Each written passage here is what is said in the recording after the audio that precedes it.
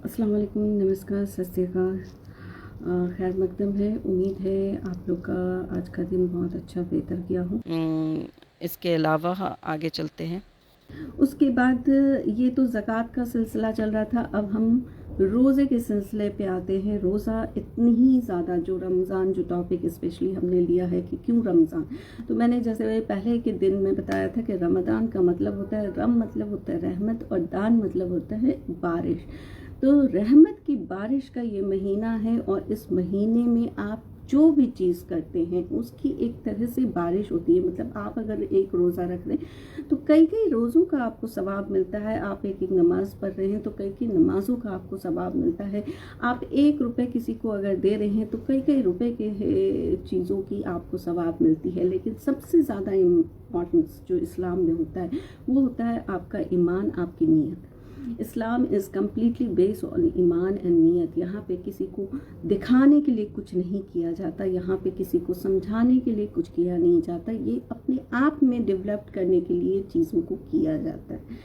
आप अगर नियत कर रहे हैं कि हम 100 लोगों को खाना खिलाएं और आपके पास रकम नहीं है और आपकी नियत हो गई, जिस टाइम में आपने नियत की आपके राइट शोल्डर में बैठे हुए फरिश्ते ने आपकी नियत तक को नोट कर लिया और तब तक वो सवाब आपको मिलता रहा। बेशक आपने हैं उस चीज़ को कर पाए चाहे नहीं कर पाए, आपकी आमदनी के वजह से या किसी और मसलाहत की वजह से, लेकिन ये जो आपने नियत अहद की अल्लाह को हाजिर नाजिर जान के, या अल्लाह मेरे पास अगर होता तो मैं ये करता, वो नियत तक का सवाब आपको मिलता है। इतना बड़ा हमारा दीन है और इस दीन पे हम नज़रअंदाज करके आज कहाँ गुमराही के रास्ते में घूम रहे हैं और फिर रो रहे हैं कि हमारे साथ ये हो रहा है वो हो रहा है। ज़कात को इतना बड़ा पिलर बनाया गया है इस्लाम का कि उसे रोज़े के पहले, हज के पहले रखा गया है। तीसरा पिलर रखा गया है ज़कात को। तो ज़कात को जिसके ऊपर पूरी इस्लामिक निज़ाम कायम थी कि ज़कात का एक अमाउंट कम्प्लीटली रिकवर होता था और उससे पूरे उस मोहल्ले के लोगों को खाना पीना, उनकी पढ़ाई, उनकी दवाई, हर एक चीज़ उससे मैनेज की जाती थी। वो साल भर की आमदनी का एक बोलो कि डिपॉजिट, जैसे आप गवर्नमेंट में टैक्स देते हैं तो हमें तो 2 तरह से टैक्स देना होता है। एक हमारा ज़कात जो हम लोग निकालते हैं प्लस हम गवर्नमेंट को भी टैक्स दे रहे हैं, लेकिन ये गवर्नमेंट का टैक्स हमारे पास क्या लौट के आ रहा है। लेकिन अगर यही खिलाफत का दौर जो था तो उसमें ये टैक्सेशन बोलिए या ज़कात बोलिए की रकम इतनी बेहतरी तरीके से इस्तेमाल होती थी कि हर एक बंदे की घर में खाना ना पहुँचे, इस चीज़ का खास ध्यान रखा जाता था कि हर एक इंसान खाना खा के सोए, कोई भी घर में तकलीफ़ ना हो, किसी का भी बच्चा भूखा ना हो, नौजुबिल्ला मरे, किसी के भी घर में दवाई की कमी ना हो, किसी भी तरह की मुश्किलात की कमी ना हो। कई बच्चे अनाथ उसमें आराम से परवरिश पा गए, कभी उन्हें फील तक नहीं हो पाया कि हमारे घर के में कोई बड़ा नहीं है। लेकिन आज के दौर में अगर आपका बड़ा कोई ख़त्म हो जाए, नौजुबिल्ला अल्लाह ना करे, जिस हालात से अभी गुजर रहे हैं हम लोग, जिस तरह से पहले एक बार सुनामी आया था, इतने बड़े बड़े रईस लोग चले गए थे, उनके बच्चे अनाथालय में पल रहे थे, लेकिन क्या उन्हें वो चीज़ मिल पा रही थी जो उनके वालिदैन ने उनके लिए सोचा था। लेकिन खिलाफत का दौर ऐसा था कि चाहे वालिदैन हलाक हो गए हों, चाहे वो शहीद हो गए हों, चाहे कोई भी तरह की मसाइल में ग्रस्त हो गए हों, लेकिन फिर भी उनके बच्चे अल्हम्दुलिल्लाह उस चीज़ को पाते थे जो हर एक आम बच्चा पाता था, चाहे वो पढ़ाई तालीम हो, चाहे उनकी देखभाल हो, चाहे कपड़ा हो, चाहे कुछ भी हो।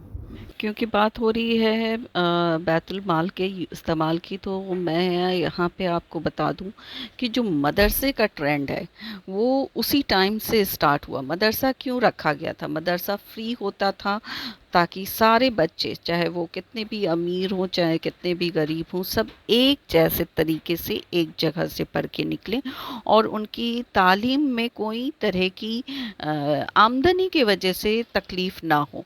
तो फ्री एडुकेशन, फ्री मील्स भी वहाँ पे दी जाती थी, रहने की भी सहूलियत रखी जाती थी ताकि जो बच्चे हैं नहीं रह सकते हैं, दूर से आ रहे हैं या जिनकी पढ़ाई में के लिए पैसे पैसे नहीं हैं या जिनके खाने पीने के लिए पैसे नहीं हैं, वो वहाँ रहने का जिनके पास इंतज़ाम नहीं है, वो वहाँ पे रह के खा के पी के पढ़ाई कर सकते हैं, ताकि तालीम में कोई तरह की कोताही ना हो। अब क्योंकि हमारी गवर्नमेंट का ऐलान है कि भाई मदरसे को भी बंद करना चाहिए, तो मैं बिल्कुल इसके साथ हूँ। आप मदरसे को बंद नहीं बल्कि उसको तब्दील करें, उसे भी यूनिवर्सिटी का दर्जा दें, उसे भी इतनी आप रकम दें, या हमारा फ़र्ज़ बनता है कि हम ज़कात के रकम को जमा करके अपने मदरसों को यूनिवर्सिटी में तब्दील करके उसे एक बड़ा इदारा दें, क्योंकि उस टाइम में इंग्लिश की पढ़ाई नहीं होती थी, इसलिए वहाँ पे इंग्लिश नहीं पढ़ाया जाता था। लेकिन अगर हजूर सल्लल्लाहु अलैहि वसल्लम के वक्त में भी वहाँ पे कुछ ऐसी तालीम की बात होती, तो बेशक वो कुरान के साथ उसे भी पढ़ने की हुक्म देते। तो हमें ये तब्दील अपने तरफ से लाने की ज़रूरत है। हर एक मदरसे को बड़े इदारे में, बड़े यूनिवर्सिटी में तब्दील करवाने की ज़रूरत है। ज़रूरत नहीं है कि हर नुक्कड़ पे बहुत सारे मदरसे हों।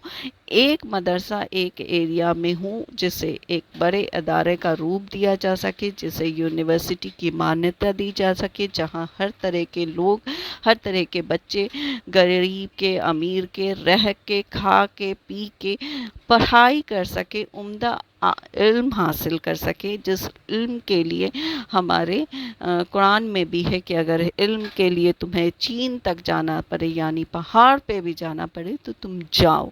चीन का मतलब पहाड़ से था, क्योंकि पहाड़ पे चीन बसा है, तो मतलब जितनी भी तुम्हें तकलीफ सहना पड़े तुम सहो, लेकिन इल्म हासिल करो। तो हमारे गवर्नमेंट की बातों से ही हमें अपना तरीका निकालना चाहिए। जब वो ये बातें रख रहे हैं कि मदरसों में इंग्लिश और अंग्रेज़ी तो बेशक होनी चाहिए, और हमें इसका फ़ायदा लेते हुए अपने से पहल करने की ज़रूरत है, और हमारे मदरसों को एक अच्छे यूनिवर्सिटी बनाने के लिए अपने ज़कात को अपनी कम्युनिटी के लोगों को, एक एक एरिया के लोगों को मिल के ये काम करने की ज़रूरत है कि हम वो सारे पैसा निकाल के एक अच्छी यूनिवर्सिटी की तामीर करें, ताकि वहाँ पे लोग पढ़ सकें। इसी तरह से जब कहीं से फ़ंड आती है, क्योंकि मेरी खुद की एनजीओ है, मुझे पता है कि जब भी आप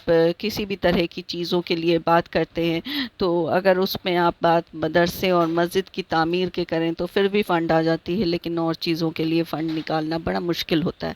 तो जब आप यूनिवर्सिटी के लिए पहल के लिए शायद आमदनी मांगे या ज़कात का अमाउंट भी मांगे, तो लोग उसमें थोड़ा सा हिचकिचाएंगे, लेकिन आपको समझाना होगा कि ये भी ही सदक़े ज़ारिया में आएगा और इसकी भी बहुत बड़ी उनके सवाब मिलेगी। प्लस जो मस्जिदें हर जगह बन रही हैं, मुझे अफ़सोस है कि हम उस खुद वक्त पे जा रहे हैं जहाँ पे ऐलान था कि हर घर में एक मस्जिद होगा और पढ़ने वाला कोई नहीं होगा। तो पहले के टाइम में क्या होती थी, एक मस्जिद होती थी, एक मस्जिद में एक इमामत करते थे, और जितना भी चंदा आता था वो मस्जिद में उसकी रहनुमाई वालों के बीच में और उनके इमामों के बीच में, उनके हाफिज़ों के बीच में तकसीम होती थी, जिससे उनका घर परिवार आराम से चलता था। आज एक ही एरिया में कम से कम 50 मस्जिदें हैं, तो आप कितने में डिस्ट्रीब्यूट करेंगे? डेफिनेट सा बात है कि आप मुश्किल से 1 या 2 को देंगे। इसके वजह से क्या हो रहा है कि मस्जिद की बुनियाद तो डल रही है, लेकिन उसकी मेंटेनेंस नहीं हो पा रही है। उनके हाफिज़ों को और इमामों को वो रकम नहीं मिल पा रहा कि वो अपने घर की ज़रूरत को पूरा कर सके, जिसकी वजह से कहीं ना कहीं उन्हें तावीज़ और अलग चीज़ों का सहारा लेना पड़ रहा है। तो इस पे भी गौर व फिक्र करने की ज़रूरत है। ये कुछ बुनियादी बातें हैं जो हमारे को इस्लाम की चीज़ें भी सिखाती हैं, और साथ ही साथ हमें हिदायत भी दे रही हैं कि ये वक्त है अपने आप में अपनी चीज़ों को संभालने का, ताकि कोई दूसरा हम पे उंगली ना उठाए। اب جیسے کہ لاؤڈ اسپیکر کی بات ہو رہی ہے آج کل، تو اس پہ بھی میں بتا دوں کہ میں خود جب گھر پہ رہتی ہوں تو ایک لگاتار، اگر آپ مسلم ایریا میں ہیں تو ایک لگاتار 10 جگہ سے اذان آتی ہے، ایک ختم ہوتی ہے، پھر دوسری آتی ہے، پھر تیسری آتی ہے. یعنی اگر 10 اذان میں آپ ایک ایک منٹ کا وقفہ بھی لے رہے ہیں یا 2 منٹ کا وقفہ بھی لے رہے ہیں تو وہ 10 سے 20 منٹ آپ کی جا رہی ہے، جو کہ کسی بھی ایک انسان کے لیے ممکن نہیں ہے کہ وہ اذان سننے کے لیے 10 سے 20 منٹ کا انتظار کریں. تو یہ ساری وجہیں ہم خود دے رہے ہیں. پرپس کیا تھا؟ پرپس یہ تھا کہ آپ اذان اتنی دور تک آواز جائے کہ آپ کے لوگوں تک پہنچے اور وہ لوگ آپ کے پاس دوڑے چلے آئیں. لیکن آج اذان کی آواز تو جا رہی ہے، لوگ گنہگار بھی بن رہے ہیں کیونکہ وہ اذان سننے کے باوجود اذان کو پڑھنے کے لیے جماعت کے ساتھ نہیں جا رہے ہیں، اور جو اذان سننے کے بعد دوسرے کاموں میں لگ جا رہے ہیں وہ بھی گنہگار بن رہے ہیں. تو یہ ساری چیزیں اس میں ہے نا، وقت ہے ہمیں سمجھداری لانے کی، ہمیں سوچ فکر کرنے کی کہ ہم اس ساری چیزوں کو کس طرح سے کریں. مسجد کو صرف مسجد کے طور پہ نہ استعمال کریں، کیونکہ پہلے کا وقت میں مسجد کس لیے تعمیر ہوتی تھی؟ مسجد صرف آپ کی صلاح کرنے کے لیے نہیں، وہیں پہ خطبہ لگتا تھا، وہیں پہ بہت ساری بڑے سے بڑے پولیٹیکل اینڈ اکنامیکل ڈیسیشن لیے جاتے تھے. جتنے بھی چھوٹی بڑی مسائل ہوتی تھی، جتنے بھی لوگوں کو پوچھنا ہوتا تھا، جتنی بھی عورتوں کو بھی اپنے بارے میں اپنے مسائل کے بارے میں صلاح لینی ہوتی تھی، وہ حضور کے بارگاہ میں مسجدوں میں پہنچتی تھی اور وہاں پہ ان کی جو باتیں اپنی تکلیفوں کو رکھتی تھی اور وہاں پہ ان کو بیان ہوتا تھا، جو بیانوں کو بعد میں حدیث کے روپ میں تبدیل کی گئی. تو یہ بہت ساری چیزیں ہیں جو ہم لوگ اب مس کانسیپٹ میں چلے گئے تھے. نکاح میرج ہالس میں نہیں بلکہ مسجدوں میں ہوتی تھی، تو میرج ہالس کی ضرورت نہیں ہے، بہت سارے مسجدوں کی ضرورت نہیں ہے. ایک ایریا میں ایک مسجد کافی ہے، ایک ایریا میں ایک مدرسہ کافی ہے. ایک ایریا میں یہ دونوں چیز جب ہو گئے تو باقی سارے چیزوں کی رقم کو اگر ہم لوگ یونائٹ کر کے ایک اچھے ادارے میں ڈالنے کی کوشش کریں گے تو بے شک ہم ایک اچھا یونیورسٹی وہاں پہ قائم کر سکتے ہیں. لیکن یہ سارے باتیں میرے کہنے سے یا آپ کے سننے سے نہیں ہوگی، اسے تبدیل کرنا ہوگا، اسے ہمیں مل کے ایک سنگھٹن ہو کے ایک ساتھ مل کے ہمیں یہ ساری چیزوں کو اپنی لائف میں لانے کی ضرورت ہے. وقت ہمیں بار بار چنوتی دے رہا ہے. اس وقت کو اگر ہم لوگ نہیں سمجھیں گے تو کافی دیر ہو جائے گی. ہمارے بچوں کے لیے، ہمارے آنے والی نسلوں کے لیے کافی سارے مشکلات ہونے والی ہیں. تو اس مشکلات کا سامنا کرنے کے لیے ہمیں ضرورت ہے کہ ہم اپنے آپ کو میں بدلاؤ لائیں. اینی وے، تو بیسکلی پورا اسلامک نظام کو زکوٰۃ کے اوپر چلایا جاتا تھا. زکوٰۃ کا پہلا رول یہ ہوتا تھا کہ آپ اپنے گھر میں، اگر آپ کے گھر میں کوئی ہے یا آپ کے رشتہ داروں میں کوئی بھی ایسا ہے جو اس کا حقدار ہے، تو پہلا وہ حقدار ہوتا تھا. اس کے بعد اپنے گھر کے بعد رشتہ دار کے بعد آپ کے اپنے محلے میں آتا تھا. اسی لیے میں آج بھی جب بھی آپ لوگ سے روبرو ہوتی ہوں تو میں ہمیشہ یہ بولتی ہوں، اپنا اپنا ایک ایریا پکڑ لیجئے. ضروری نہیں ہے کہ ہم یہاں سے بیٹھ کے کیرلا کی مدد کریں، یہاں کوئی بنگلور سے بیٹھ کے کشمیر کی مدد کریں.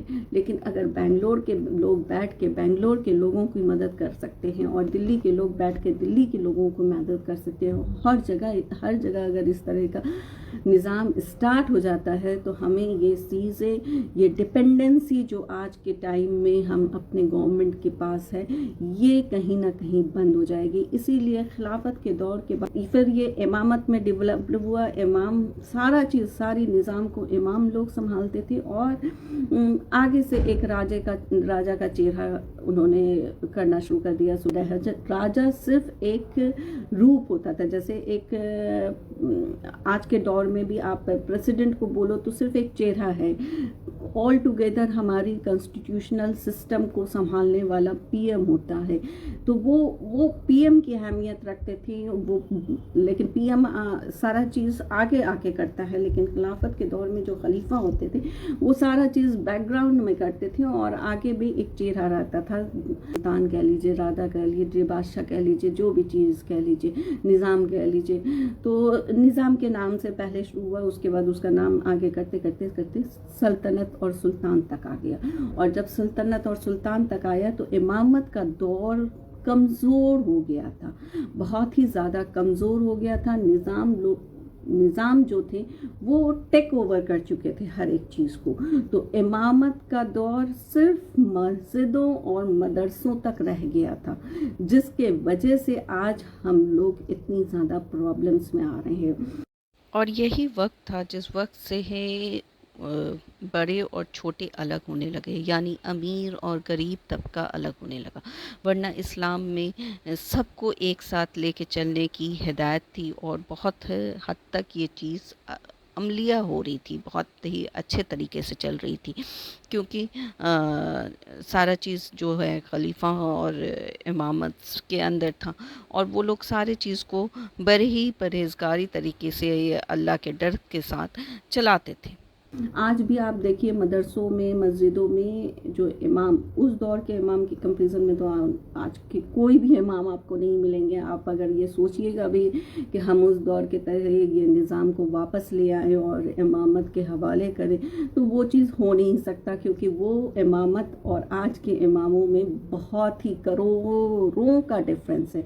वो लोग अपने घर से लगा लगा के बहुत सारी चीज़ें चलाते थे। आज के हैं तो जो आप ज़कात भी देते हैं तो उसका 20% पहले अपने पॉकेट में रखते हैं, फिर वो मदरसे तक जाता है या कहीं भी जाता है। तो ये सारी चीज़ें जो हैं काफ़ी ज़्यादा बिखर से गई हैं, बदल से गई हैं। और इस चीज़ को मैंने हमेशा अपने जो भी बात रखी है उसमें हमेशा मैंने एक चीज़ को रिपीटेडली इन्फ्लुएंस किया है। हमें ज़रूरत है कि हम एक अपना पैरेलल निज़ाम कायम कर लें। What does I really mean with this parallel nizam? I am coming now on that chapter. Parallel निज़ाम का मेरा मतलब ये होता है कि हर एक इंसान अपने एरिया का जिम्मेदारी ले, जो कि जिम्मेदारी एक डीएम को मिलती है, एक एसडीएम की रहती है कि आपके एरिया में कोई भी भूखा ना रहे। वो जिम्मेदारी मैं चाहती हूँ कि मेरे अपने लोग, मेरे अपने भाई बहन, चाहे वो किसी भी दीन के हों, किसी भी मज़हब के हों, अगर वो इंसानियत से जुड़ना चाहते हैं और इंसानियत के लिए करना चाहते हैं, और वो आज तकलीफ़ सह रहे हैं और इस तकलीफ़ों की चीज़ों से बाहर निकल के आना चाहते हैं, तो ज़रूरत है कि आप इस निज़ाम को कायम अपने अपने तय करें। मैं ये नहीं कहती कि सब मेरे साथ ही जुड़ जाएं और मेरे साथ ही आगे बढ़ें, बिल्कुल नहीं। आप जहाँ हैं, आप जिस हालात में हैं, अपनी एक छोटी सी कोशिश स्टार्ट करें, लोगों को उसमें आस्ते आस्ते जोड़ें और देखिए कि क्या मज़ेदार इस चीज़ का सिलसिला निकलेगा। जैसे कि मैंने पहले वाले अपने फर्स्ट डे के हमने इसमें एक बात रखी थी कि इंडिया को सोने की चिड़िया का नाम दिया जाता था। इंडिया को सोना की चिड़िया का नाम जब दिया जाता था तो मैं आपको बता दूं कि उसका सोना तो सोना अलग चीज़ है, लेकिन यहाँ के हर एक इंसान सोना है। इसलिए ये इंडिया की मोहब्बत जो है ना, जो हम लोग के दिल सोना है ना, इस वजह से आज भी ये इंडिया सोने की चिड़िया है। बस इसका नज़रिया दूसरों तक पहुँचाने में थोड़ी सी तब्दीली आ गई है। तब्दीली यूँ आ गई है कि आज हम अपने ही गवर्नमेंट के आगे मजबूर हो गए। ये मजबूरी से जिस दिन हम निकल आएंगे अपनी यूनिटी और अपनी इस पैरेलल निज़ाम के ज़रिए, ये जो सारा गवर्नमेंट का खेल चल रहा है या जो भी उनकी अपनी साजिशें चल रही हैं, जिसके तय हम लोग इतने मजबूर हो चुके हैं कि आज हमारे वालिदैन हों या वालिदैन अपने बच्चों को नौजुबिल्ला किसी चीज़ की, किसी कमी की वजह से ख़त्म होते देख रहे हैं और इस दर्द को लेके अपने साथ जी रहे हैं, वो ख़त्म करना है। वो ख़त्म करना है। मैंने कई बार कहा कि आप लोग उसे वोट ना दें کو آپ 2 بوتل شراب کے لیے یا 2 پلیٹ بریانی کے خاطر ووٹ نہ دیں. تو یہ جب آپ کر کے دیتے ہیں تو بے شک آپ پھر سوالیہ نشان کرنے کے لیے کھڑے نہیں ہو سکتے, کیونکہ جب اس نے کروڑوں کما کے اور کروڑوں کا فنڈ لگا کے اپنی ٹکٹ پائی اور ٹکٹ میں کروڑوں کا خرچہ کر کے پھر جیت حاصل کری, تو وہ آپ کے اوپر کیوں خرچہ کرے گا؟ آپ کو یاد ہوگا کہ کس طرح سے کووڈ کے ٹائم میں یہ ایک کوٹ ایسا چیز جس سے امید لگا کے انسان کہتا ہے کہ چلو گورنمنٹ جائے باہر میں ہم کم سے کم کورٹ کا دروازہ کھٹکھٹا سکتے ہیں. اس نے تک یہ اعلان کر دیا کہ بھائی اتنا سیٹ ہمارے کورٹ کے اسٹافس کے لیے اور بڑے جوڈیشیریز کے لیے ہاسپٹلس میں بیڈ رکھ دیجیے.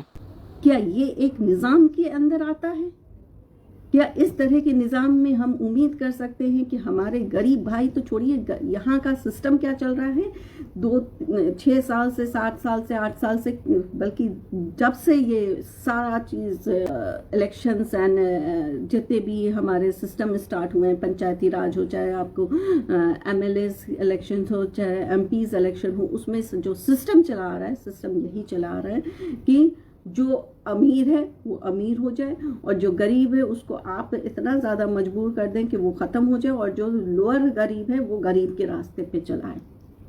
ایک بولتے ہیں نا کہ جب شیر کو خون لگ جائے تو اس سے پھر بچنا بڑا مشکل ہوتا ہے. تو آج ہم نے اس شیر کو اس طرح کی جیت کی خون لگا دی ہے کہ اسے اب ہارنا منظور نہیں, وہ یہ چیز اتنا آسانی سے نہیں چھوڑے گے.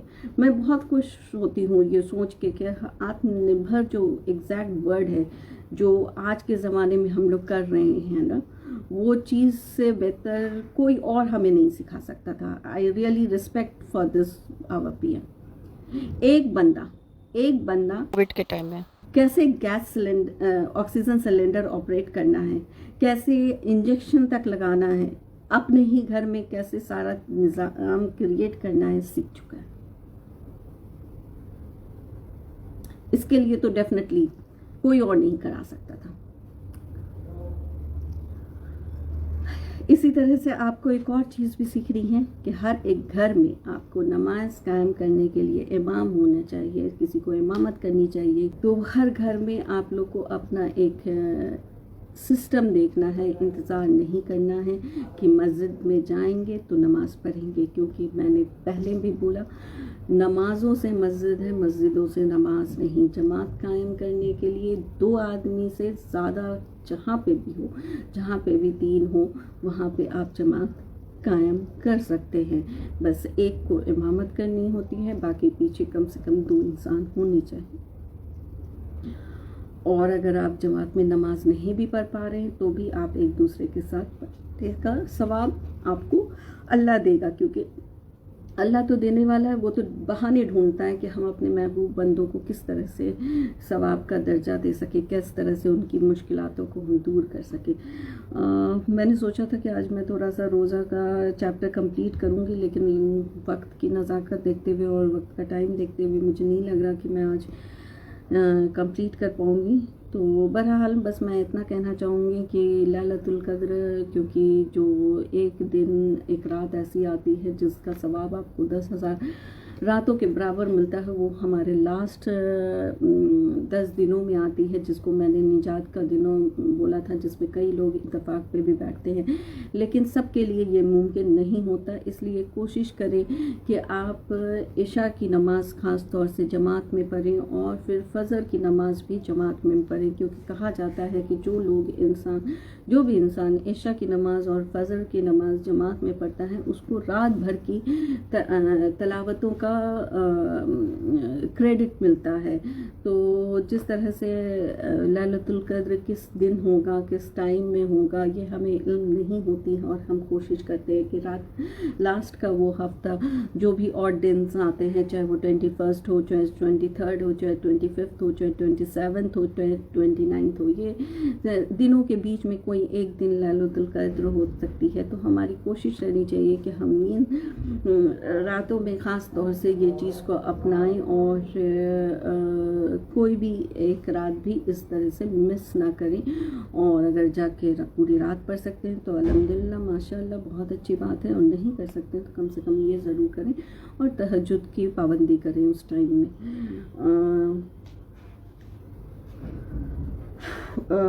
بس ابھی فی الحال کے لیے اتنا ہی، کیونکہ وقت بہت زیادہ ہو گیا ہے۔ اللہ حافظ، شب